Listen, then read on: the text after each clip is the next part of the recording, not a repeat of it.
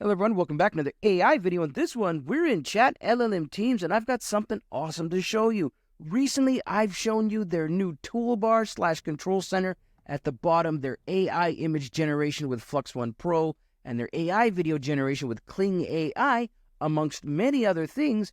Well, here's the thing. They've now gone ahead and added some great stuff in for coders. If you're like me and you like to use GitHub, well, here's the deal. You can now connect your GitHub account with ChatLLM and then use ChatLLM to suggest code changes, bug fixes, previews, etc. This is all now in ChatLLM, and I'm going to show you how to do this in just a few quick seconds. Here we go. All right, for those of you that are following along real quickly here, all you have to do is go to abacus.ai, links in the description below, and then just click on either ChatLLM here up at the top, or hover over products and click on ChatLLM. When you do that, you're going to see here that it is $10 per user billed monthly.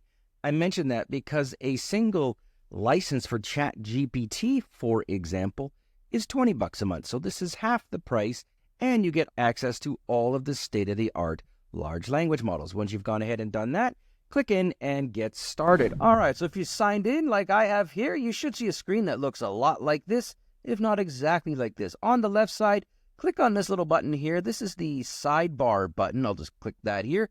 And you'll notice here that these are some of the previous chats. I've done a lot of AI image, AI video generation, but what we're looking for is under tools down here at the bottom. You're going to see GitHub user. This is what we want to click on. So I'm going to go ahead and click on this GitHub user, and then look at that. I've now got access to my GitHub repositories. I've got access to my public ones. The private ones are not in there, but if I wanted to go ahead and access private ones, I would go ahead and install their Abacus AI GitHub app. So all of that is available here. Do note that if this is your first time using GitHub connection, you will be asked to go through a 2-click process where it asks you if you agree to sign up, etc. So there we go. We've gone ahead and done that. These are the two GitHub repositories that I've got here. And if I go into GitHub and I go into my dashboard, you're going to see here that the repositories are here. However, this one here, this is the original one, and this one is private, so it doesn't show up yet. But the other two that are public, they show up, so it's a perfect connection. All right, so let's go ahead and select one. Why not? You can type in a name if you've got something you're searching for, or I'm just going to click one off the list here. Let's go with the Llama 3.1 Neumatron 70B. When I click on that, look at that here. You'll see here that I've got it, and I can now go ahead and click on these files. So I've got about, what, I got 10 files in there or something like that? I can't even remember. So here we go. I'm just going to click on some stuff to show you how this works. Click on README. I'm going to click on the config.json. I'm going to go click on that one too. I'm going to click on just a couple of these special tokens. And what else do I want? Maybe the tokenizer. Sure. Okay.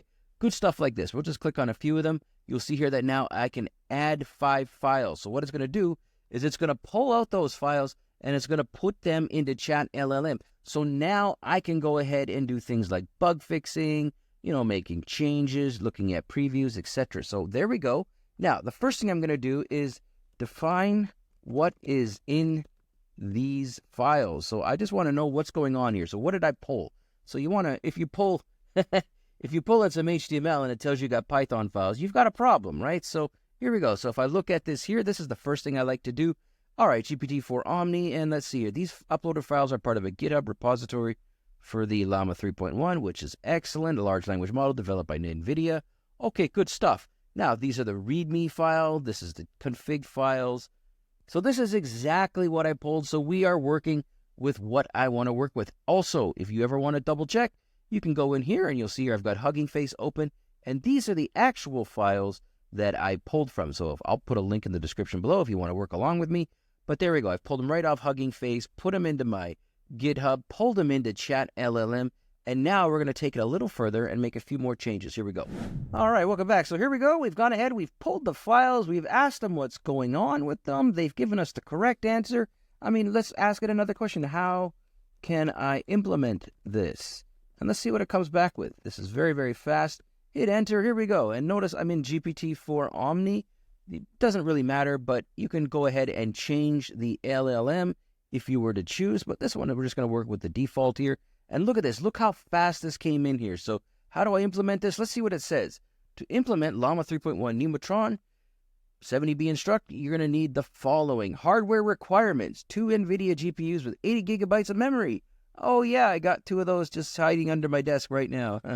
Only like 30,000 bucks each. No biggie.